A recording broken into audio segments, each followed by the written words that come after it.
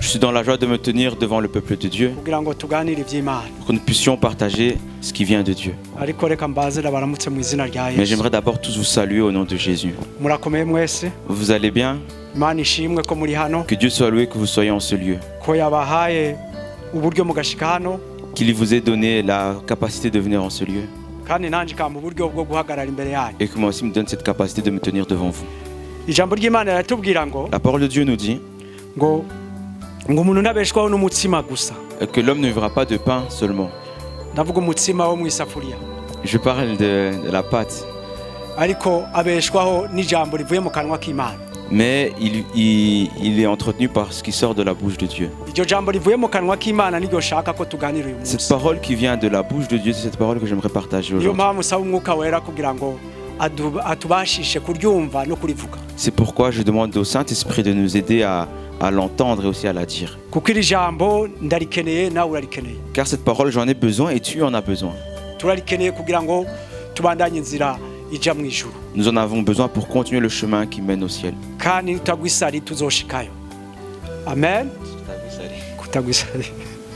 Et si nous ne détournons pas, nous allons y arriver.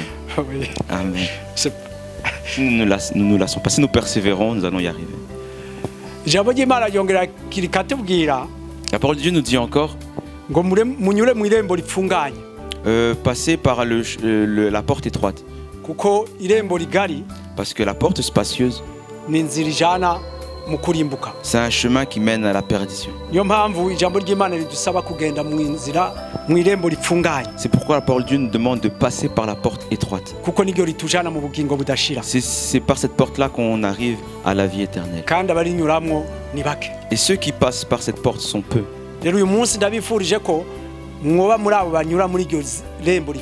Alors aujourd'hui, je désire que vous fassiez partie de ces personnes qui passent par la porte étroite. Et je désire pour moi-même que je puisse aussi traverser cette porte étroite. C'est pourquoi aujourd'hui, on va parler de la personne qui nous permet de passer par cette porte étroite. Alors le titre du message d'aujourd'hui,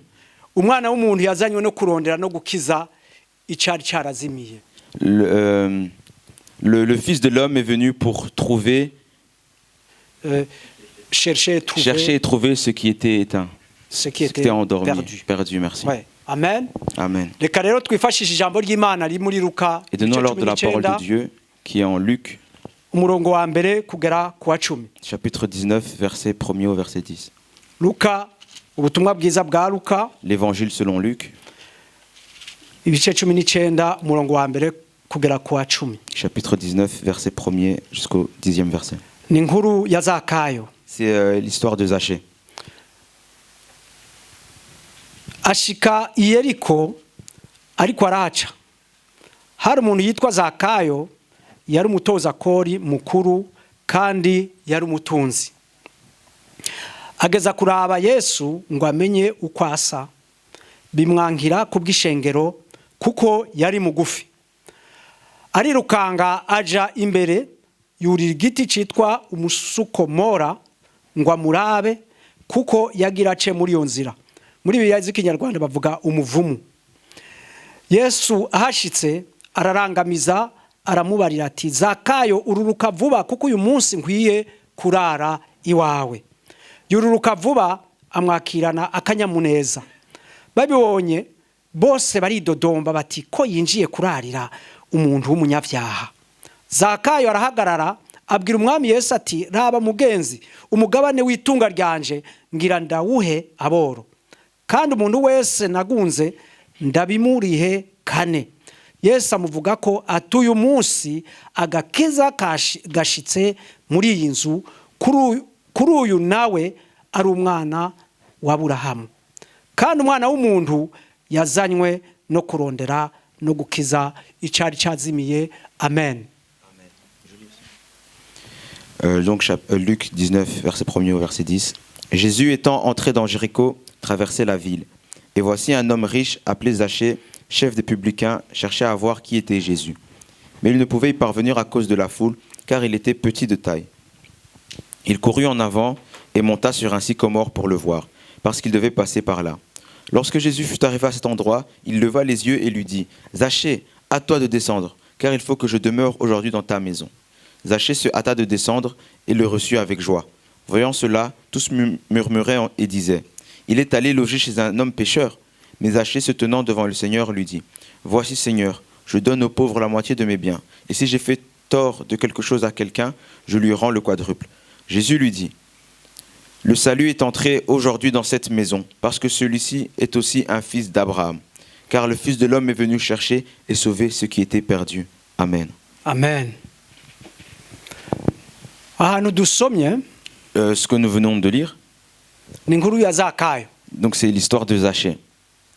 Ariko ahantu dusomye nanone Mais ce que nous venons de lire également, baravugamwo abantu batatu. on nous parle dans ce que nous venons de lire, on nous parle de 3 personnes. Haravugwa Yesu, On nous parle de Jésus, haravugwa Zakayo, on nous parle de Zachée, haravugwa abafarisayo. on nous parle des pharisiens. None reka duhere kuri Zakayo. Commençons par Zachée. Zakayo ninde? Qui est Zachée? Zakayo yari iki? Que faisait Zachée? Zakayo baratubwira ko yari umutoza kori. On nous dit que c'était un publicain, le chef des publicains. Yongeye akaba umutunzi, umukire. Et il était riche. Bivuga yuko Zakayo yari afise ibyangombwa bikwiye kugira ngo ntashobore gukizwa. C'est-à-dire que Zachée avait tous les papiers nécessaires pour ne pas être sauvé. Zakayo yari afise ibintu bibiri bimubuza gukizwa. Il avait 2 choses qui l'empêchaient d'être sauvé. Ubwa mbere yari umukire. Premièrement, c'était un homme riche.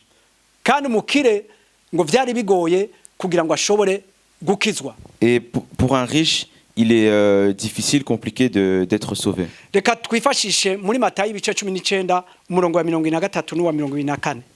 Appuyons-nous sur Matthieu, chapitre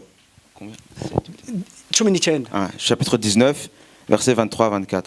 Aho niho hatubwira ukuntu umutunzi bimugora kwinjira mu bwami bw'Imana. Niho Yesu niyo yabivuze. C'est là que Jésus nous explique comment il est difficile pour un homme riche d'entrer dans le royaume des cieux. Yesu abwira abigishwa biwe ati biragoye ko umutunzi yinjira mu bwami bwo mu ijuru. Kandi ndababwira yuko icoroshe ari ingamiya guca mu zuru ry'urushinge biruta umutunzi yinjira mu bwami bw'ijuru. Jésus dit à ses disciples, je vous le dis en vérité, un riche entrera difficilement dans le royaume des cieux. Je vous le dis encore, il est plus facile à un chameau de passer par le trou d'une aiguille qu'à un riche d'entrer dans le royaume de Dieu. Yesu yarabihamije. Jésus l'a proclamé. Aravuga ati ntivyoroshe ko umutunzi yinjira mu bwami bwo mu ijuru. Il a dit, il est difficile pour un homme riche d'entrer dans le royaume des cieux. Yabigeranije n'ingamiya ica ngo mu zuru ry'urushinge. Il a comparé ça à un chameau qui passe par une tête d'aiguille. Namwe muravyumva ko ingamiya nicobora guca mu rushinge mu izuru ry'urushinge. Et vous le comprenez qu'un chameau ne peut pas passer par un trou d'aiguille. Murumva ko vyari bigoye kuri Zakayo kucambere kuko yari umutunzi. Donc c'était compliqué pour Zachée parce que premièrement il était riche. Ica kabiri yari umutoza kori. Deuxièmement c'était un publicain. Kandi umutoza kori nawe vyari bigoye kubera akaza akora. Et pour les publicains également c'était compliqué pour eux parce que à cause de leur profession. Reka dusome muri Luka nanone ibice 18 umurongo wa 9 kugera wa 13. Lisons Luc 18, 9 jusqu'à 13. Naho nyene turabe ukuntu umutoza kori bimugora kwinjira mu bwami bw'Imana. Et on va expliquer comment il est difficile pour un publicain d'entrer dans le royaume des cieux. Uyu mugani nawo awucira abizigira ubwabo ko bagororotse bagakengera abandi bose. Ati abantu babiri baduze baja mu rusengero gusenga, umwe yari umufarisayo uwundi yari umutoza kori. Umufarisayo ahagaze asengera ku mutima wiwe ati Mana ndagushimye yuko ntameze nk'abandi bose, abanyazi canke abagabitanya canke abasambanyi canke n'abameze nk'urya mutoza kori. Mu minsi ndwi yose nisonzesha kabiri, ntanga ikigira 10 mu vyo ndonka vyose. Ariko wa mutoza kori ahagaze kure ntiyagomba no kurangamiza ngo arabe mu ijuru, ariko arishishitira ati Mana ngirira ikigongwe ndo munyavyaha. Il dit encore cette parabole en vue de certaines personnes se persuadant qu'elles étaient justes et ne faisaient aucun cas des autres. 2 hommes montèrent au temple pour prier. L'un était pharisien et l'autre publicain. Le pharisien debout priait ainsi en lui-même. Ô Dieu, je te rends grâce de ce que je ne suis pas comme le reste des hommes qui sont ravisseurs, injustes, adultères ou même comme ce publicain. Je jeûne 2 fois par semaine, je donne la dîme de tous mes revenus. Le publicain, se tenant à distance, n'osait même pas lever les yeux au ciel. Mais il se frappait la poitrine et disait, « Ô Dieu, sois apaisé envers moi qui suis un pécheur. » umutoza akora nka Zakayo Un publicain comme Zachée, murumva ko kubera akazi yakora yariba amafaranga. vous voyez, à cause de la profession qu'il avait, il volait de l'argent. Yariba agashira ku ruhande ibitari vyiwe. Il prenait et gardait ce qui ne lui appartenait pas.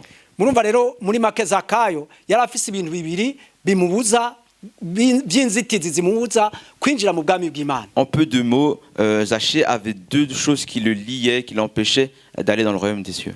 Ariko yari ari kumwe n'abafarisayo rero. Et il était avec les pharisiens. Abafarisayo murabumvise. Vous connaissez les pharisiens?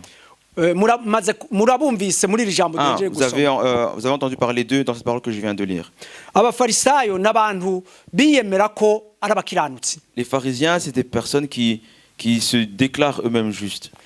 Murabona no muri iri jambo dusomye Même umufarisayo yarahagaze atangura kuvuga ivyo akora. Et vous avez vu dans la parole que nous venons de lire, le pharisien se tient debout et dit à quel point il est bon. Atangura kudondagura afata ati jewe meze gutya meze gutya meze gutya meze Et il gutya. dit, moi je suis ainsi, je suis ainsi, je suis ainsi. Ageze aho yongera yigereranya n'umutoza kori. Et même encore après, il a commencé à se comparer avec le publicain. Amwigereranya ati ko atera abanuriya ati je ntabwo meze nk'umutoza kori ndagushima mwami. Et il a dit, Seigneur, moi je te loue parce qu'au moins je ne suis pas comme ce publicain. Umufarisayo yiyemera ko ari we asumba bose. Le pharisien se sent supérieur aux autres. Jewe ndisonzesha kabiri mu icumweru. Moi je jeûne 2 fois par semaine. Jewe ntanga ibya 10. Moi je donne la dîme de tous mes revenus. Jewe ndasenga. Moi je prie. Jewe meze gutya meze gutya. Moi je suis ainsi, je suis ainsi. Uyu mugani rero Yesu yawuciriye abo bizigira ubwabo ko bagororotse. Et cette parabole, Jésus l'a donnée à ceux qui se persuadaient qu'ils étaient justes. Bigatuma basuzugura abandi. Et à cause de ça, ils méprisaient les autres. Niyo mpamvu muri kano kanya C'est pourquoi en ce moment, bikwiye ko umuntu wese yisuzuma. il est nécessaire que chacun puisse s'examiner. Akisuzuma agaca bugufi. S'examiner et s'humilier. Kuko umwuka w'ufarisayo nuwo numwuka wo kwishira hejuru. Parce que l'esprit pharisien, c'est cela, c'est se sentir supérieur. Umwuka wo kumva nta wundi ashobora gukizwa. C'est se sentir que personne d'autre peut être sauvé à part lui. Nta ushobora gukizwa kukurusha. Personne ne peut être plus juste que lui. Cange kundusha. Ou que moi. Voilà. Donc hari Zakayo n'abafarisayo ariko mu nyuma hariho Yesu. Et donc on a parlé de Zachée, des pharisiens, et ensuite il y a Jésus. Zakayo rero yari afise intego. Zachée avait un objectif. Yari afise intego yo kuraba Yesu ngo amenye uko asa. Son objectif c'était de voir Jésus, voir comme il était. Ariko ntiyabishobora kubera abantu bamubuza kumubona. Mais il n'a pas pu le faire à cause des gens qui l'empêchaient de le voir. Kubera ko Zakayo yari mugufi. Zachée était une personne de petite taille. Kuba mugufi ntabwo ari ubugwayi. Être petit, ce n'est pas une maladie. Ntabwo ari ubugwayi rwose. Ce n'est pas une maladie. Birashobora gushika Imana ikakurema uri mugufi. Ça peut arriver, Dieu te crée, tu es petit de taille. Cange ikakurema uri muremure. Ou alors il te crée, tu es grand de taille. Byose bifise avantage bifise inconvénient. Bifise ibyiza bifise ibibi. L'un et l'autre a ses avantages comme ses inconvénients. Ariko byose ni byiza kuko Imana iba yarakuremye gutyo izinde ifise intego yayo. Mais tout cela est bon car Dieu t'a créé comme cela avec un objectif. Ariko ikibazo ca Zakayo bwari ubugufi bwiwe. Mais le problème ici de Zachée, c'était sa petite taille. Kuko hari abantu bamubuza kuraba Yesu. Parce qu'il y avait la foule, elle l'empêchait de pouvoir voir Jésus. Nawe urashobora kuba ufise uri mugufi. Toi aussi tu peux être petit de taille. Bisobanura yuko icyo cyose kikubuza kuraba Yesu nubugufi ngubwo bwa Zakayo. Et donc c'est pour dire ce qui t'empêche de voir Jésus, c'est cette petitesse comme Zachée. Kuko ikintu cyose kikubuza kuraba Yesu, car toute chose qui t'empêche de voir Jésus, kuri Zakayo bwari bugufi, pour Zachée c'était sa taille. Kuri wewe bishobora kuba ari bindi. Pour toi ça peut être autre chose. Bishobora kuba ari kwiyemera. Ça peut être l'orgueil. Bishobora kuba ari gukomantaza umutima. Ça peut être l'endurcissement du cœur. Ça peut être autre chose. Zakayo warafise ikibazo cy'ubugufi kugira ngo abone Yesu byamusabye kugira icyo akora. Zachée, son problème c'était sa taille pour pouvoir voir Jésus. Donc, il a dû chercher une solution. Zakayo rero yatoreye inyishu ico kibazo ciwe. Il a trouvé une solution à son problème. kuko zakayo yarirukanze yurira igiti Parce que Zachée, il a couru, il est monté sur un arbre kugira ngo ashobore kuraba Yesu pour pouvoir voir Jésus. kuko yagira ace muri iyo nzira. Parce que Jésus devait passer par ce chemin. Twebwe ahubwo turanezerewe, Nous sommes heureux. turahiriwe Nous sommes bien heureux, bénis. kuko Yesu ari hano. Parce que Jésus est ici. Ntabwo tugenda ku muhanda kwibarabara kurira ibiti ngo tubone Yesu. Yesu ari hano. Nous ne devons pas aller dans la rue, monter des arbres pour voir Jésus. Jésus est ici. Kristo ari muri twebwe. Christ est en nous. hariho ivyizigiro vy'ubugingo. Il y a une espérance de vie. Kubera ko Kristo ari muri twebwe hano. Parce que Christ est en nous, il est ici. Kuko ijambo riratubwira, Car la parole de Dieu nous dit, babiri canke batatu bateranye, lorsque 2 ou 3 sont réunis, Kristo ari hagati muri bo. Christ est au milieu d'eux. Turenze babiri. Nous sommes plus que 2. Twizere rero ko Yesu ari hano. Alors croyons que Jésus est ici. Twizere ko ari ngaho, ari impande yawe, ari aho iruhande rwawe Yesu ahari. Croyons que Jésus est là, à côté de toi, en toi, il est ici. Zakayo rero yuriye igiti aza kurindirira mu giti. Zachée lui a dû monter un arbre et il est resté dans cet arbre. Bibiliya ntabwo itubwira igihe Zakayo yamariye mu giti, La Bible ne nous dit pas combien de temps Zachée a duré dans cet arbre. ariko birumvikana ko atari kinini. Mais c'est compréhensible, c'est évident qu'il n'est pas resté longtemps. Ariko yararindiriye. Mais il a quand même attendu. Hanyuma Yesu ahashitse Et lorsque Jésus est arrivé, ararangamiza. il a levé les yeux. Ararangamiza abona Zakayo mu giti. Il a levé les yeux, il a vu Zachée dans l'arbre. Bisobanura yuko Yesu ntabwo akwirengagiza. C'est-à-dire que Jésus prend soin de toi. Il ne s'en fout Ntabwo pas de toi. akwirengagiza, ntabwo aguca ku ruhande. Yesu ashitse arakubona. Jésus, donc, fais attention à toi, il ne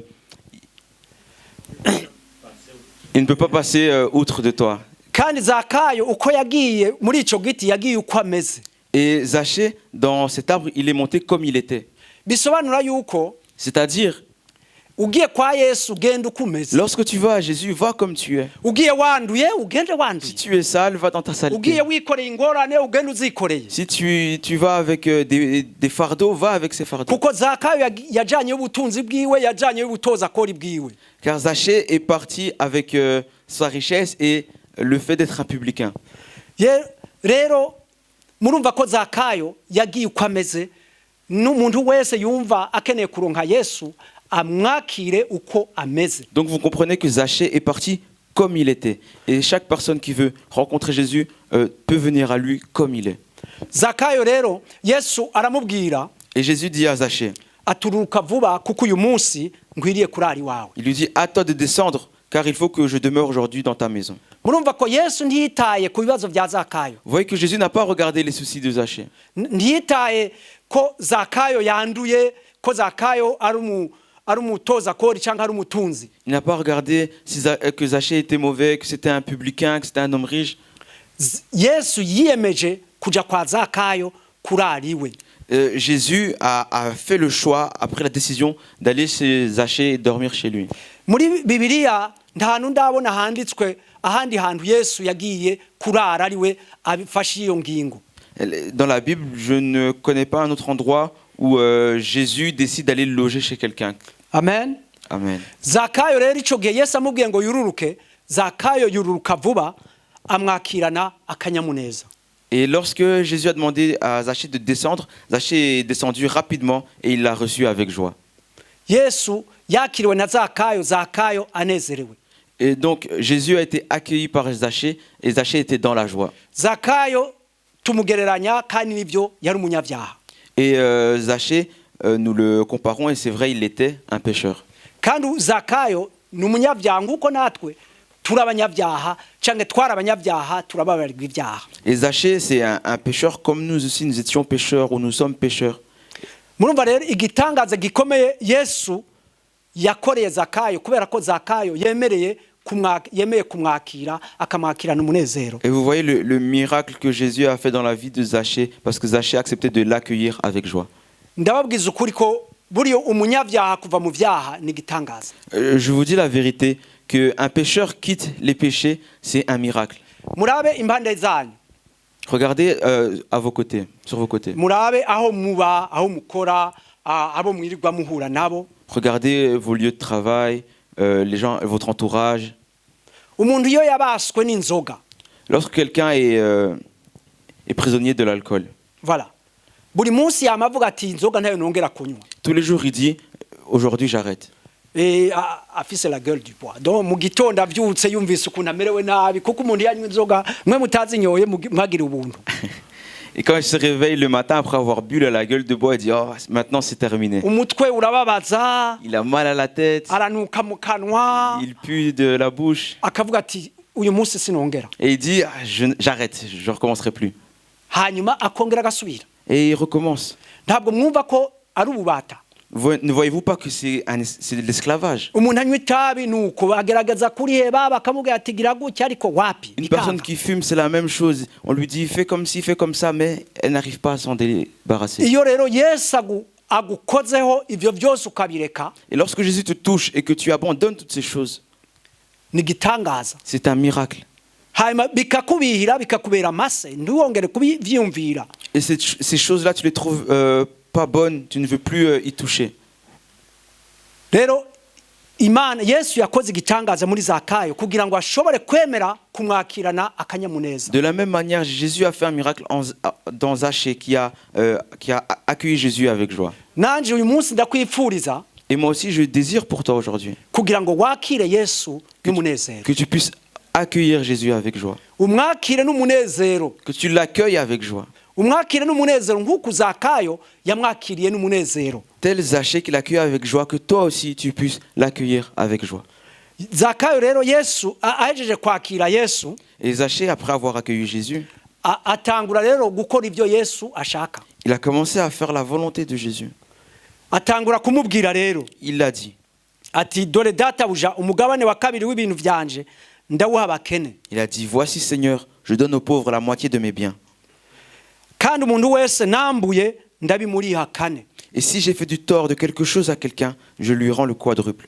Uku niko byari bimeze mu Bisirayeli. C'était comme ça en Israël. Nuko byari bitegekanijwe ko umuntu yivye nk'ikintu abisubiza inshuro zine. Celui qui avait volé quelque chose devait le rendre au quadruple. Rero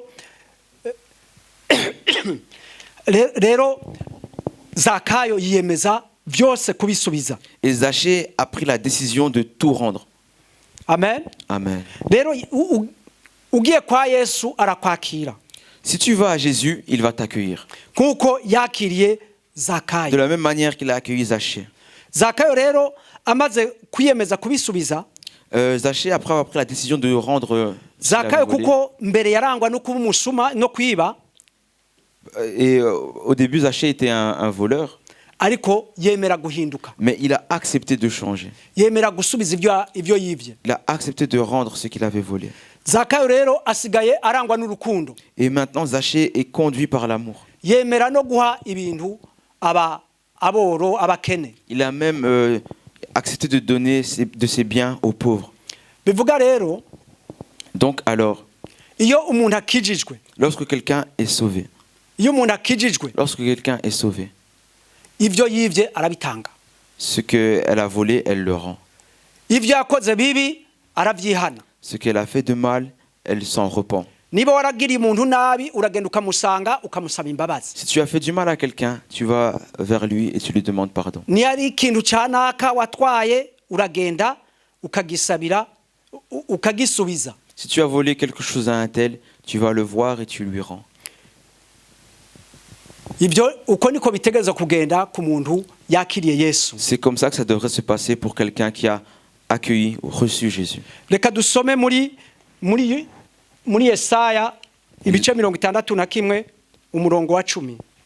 Lisons Ésaïe chapitre 61 umurongo wa 10. 61 verset 10.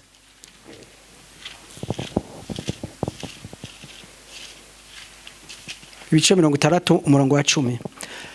Nzonezererwa cyane uhoraho umutima wanje uvugirize impundu Imana yanje. Kuko yanyambitse imyambaro y'agakiza akansesa hejuru umutamana w'ubugororotsi nk'uko umukwe ashazisha igitsibo kandi nk'uko umugeni ashazisha utugenegene twiwe.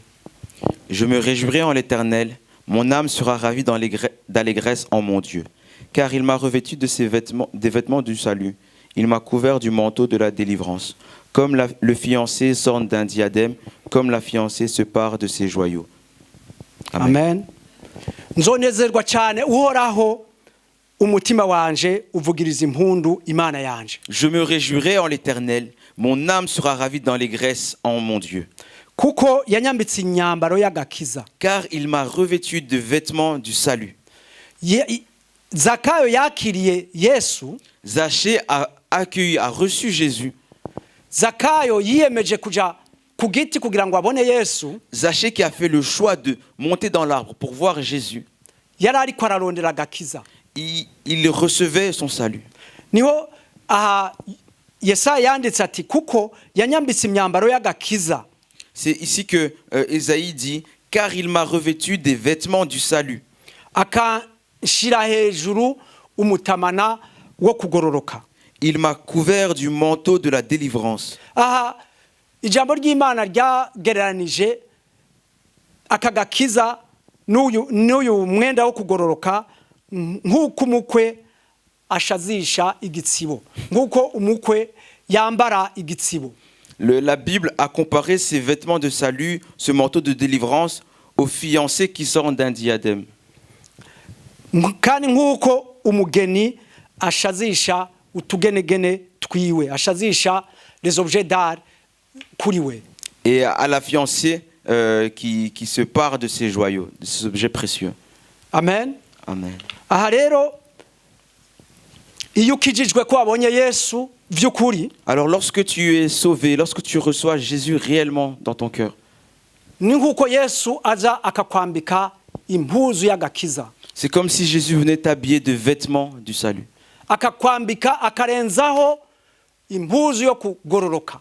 Et il te donne encore un vêtement de délivrance. Bivuga yuko iyo ukijijwe, c'est-à-dire que lorsque tu es sauvé, ntabwo uhagarara ngaho gusa. tu ne restes pas comme ça seulement. Yesu acaguha umwenda wo gukiranuka. Jésus te donne un vêtement de justice. Ukambara ukaberwa. Et tu es habillé, tu es bien habillé. Kurya umugeni aberwa. Comme un marié est bien habillé.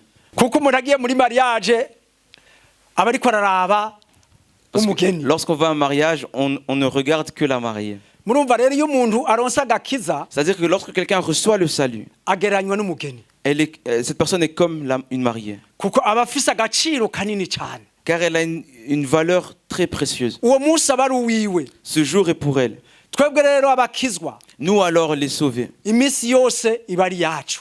Tous les jours sont à nous. Kuko twarakijijwe tugomba kugororoka twambaye umwenda wera w'agakiza tukarenzaho umutamana wo kukiranuka. Car nous avons été sauvés, nous avons des vêtements de salut et nous devons nous couvrir également d'un manteau de délivrance. Ariko tumenye yuko, mais sachons gukizwa ni vyiza. Sachons qu'être sauvé c'est bien. Ariko Satani ntiturashika hadatera ibuye. Mais nous ne sommes pas arrivés là où Satan ne peut nous atteindre.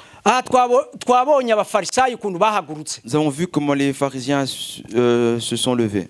Nawe ukijijwe bazohaguruka bakurwanye kuko wakiriye Yesu. Et toi aussi, comme tu es sauvé, des gens se leveront contre toi parce que tu as accepté Jésus. Ils murmureront contre toi. Nous l'avons lu au verset 7. En Luc 19. Abantu bose babibonye baravyivovotera bati dorere agiye gucumbika ku munyabyaha. Voyant cela, tous murmuraient et disaient, il est allé loger chez un pécheur. Aha Yesu ntabwo yaje nk'umuntu asanzwe. Jésus n'est pas venu comme une personne ordinaire.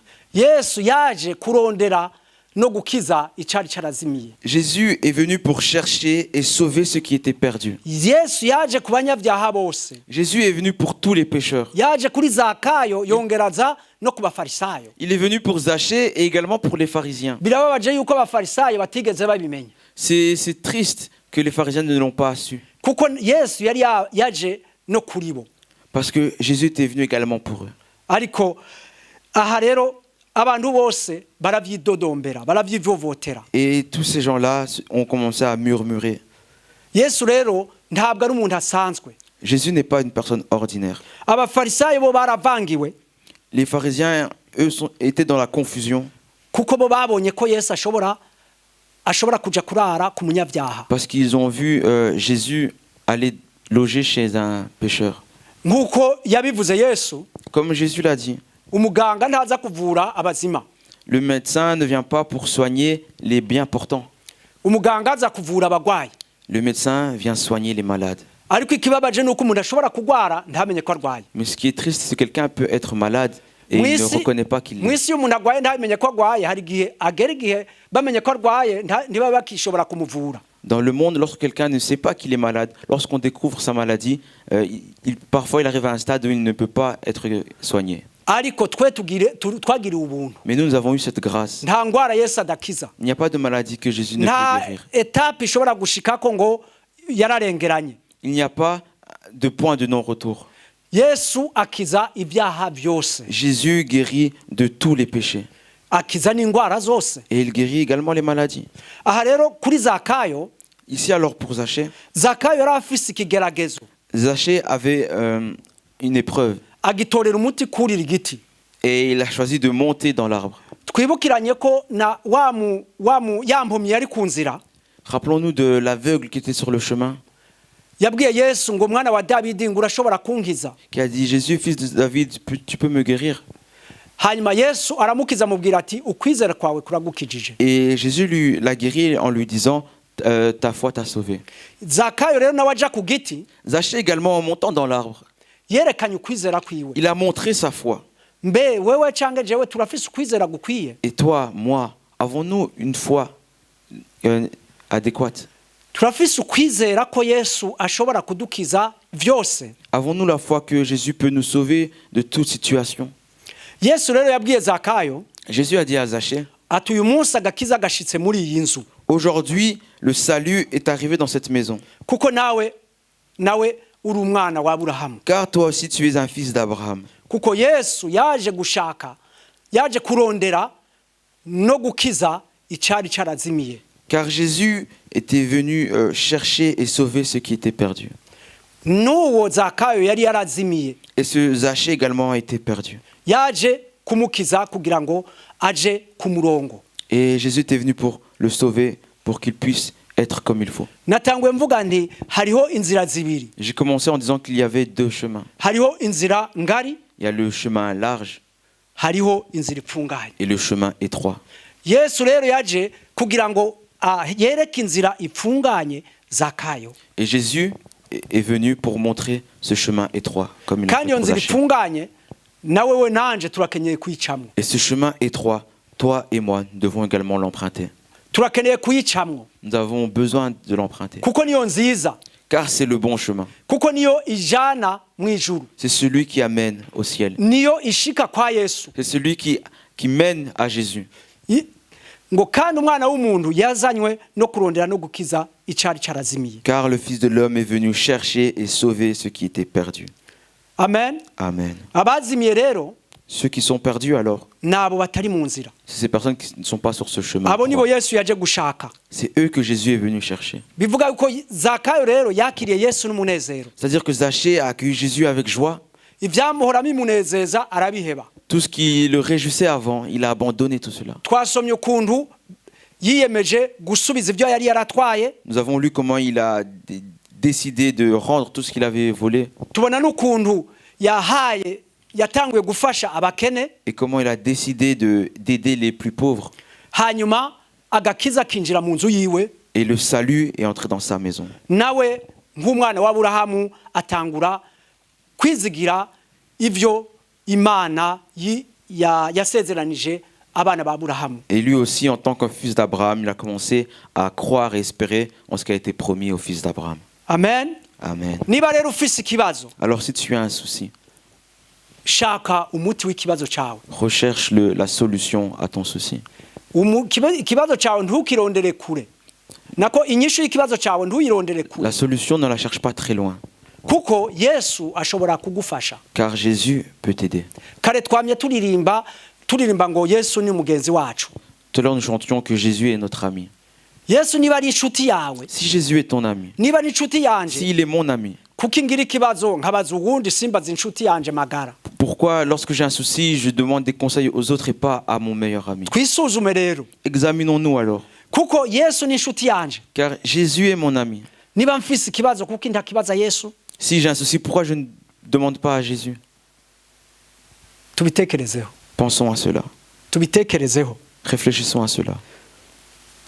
Kuko Yesu ahari aragusubiza. Et Jésus, il est là et il te répond. Kandi twabonye ko Yesu ntabwo yamwirengagije ari mu giti. Et nous voyons que Jésus ne l'a pas laissé tomber lorsque Zachée était dans l'arbre. Ni ngaho yamubwiye ati we ururuka ukwizera kwawe nakubonye. C'est comme s'il avait dit, descends vite, j'ai vu ta foi. Amen. Amen.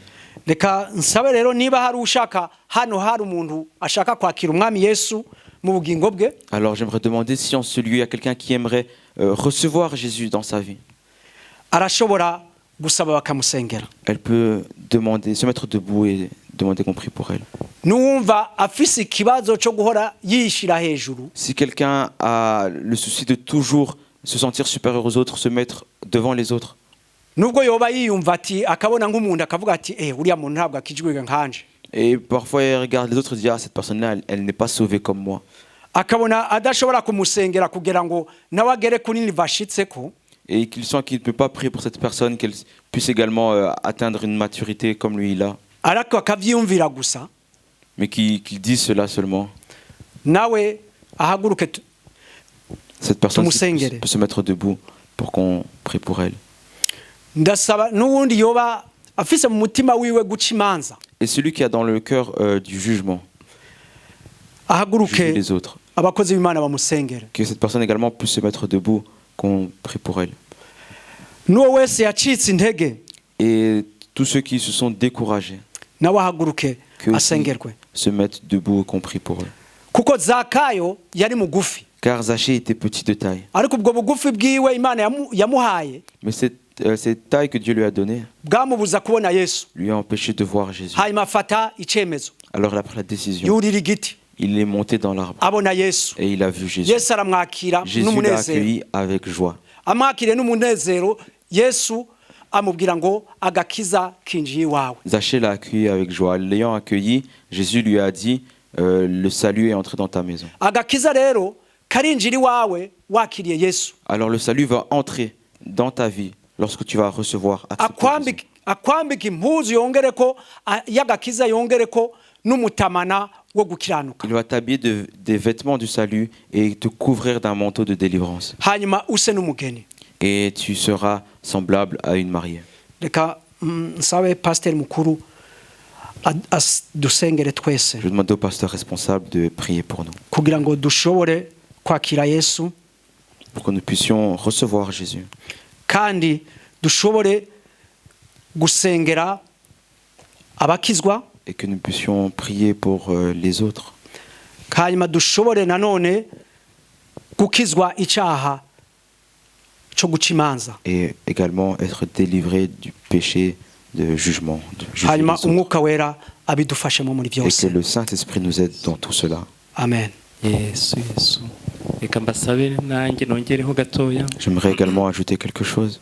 Niba uri hano Si tu es dans ce lieu ukaba wumva ushaka gushakana Imana umwete, et que tu sens que tu veux rechercher Dieu avec uko zèle, Zakayo yashakanye umwete Yesu kandi akamubona. comme Zachée s'est hâté de chercher Jésus et qu'il l'a trouvé. Si toi Niba aussi tu veux ushaka cela. ko ugira umwete mu gushaka Yesu, Toi aussi tu veux te hâter, être zélé dans la recherche de Jésus. haguruka tugusengere. Mets-toi debout, on va prier pour toi. Mana ishobora byose, Dieu Tout-Puissant, nkweretse ubwoko bwawe. je te montre ton peuple. Mana nk'uko wagendereye Zakayo Seigneur, comme tu as visité Zachée ukarara iwe, et que tu as logé chez lui, nanjye uyu munsi ndashaka ngo urare iwanjye. moi aussi j'aimerais qu'aujourd'hui tu dormes chez moi. Ndifuza kurara mu mutima J'aimerais que tu wanjye loges dans mon cœur kandi ntuhave. et que tu ne quittes plus mon cœur. Kwa Zakayo wenda warahavuye, Tu as quitté le logement de Zachée, ariko ndifuza yuko utava mais je iwanjye. désire que tu ne puisses pas quitter de chez moi. Mwami w'amahoro, Dieu de paix, ubu bwoko bwawe bwahagurutse ton peuple s'est mis debout. bukeneye ko ubushyiramo umwete wo Il a kugushaka. besoin que tu puisses mettre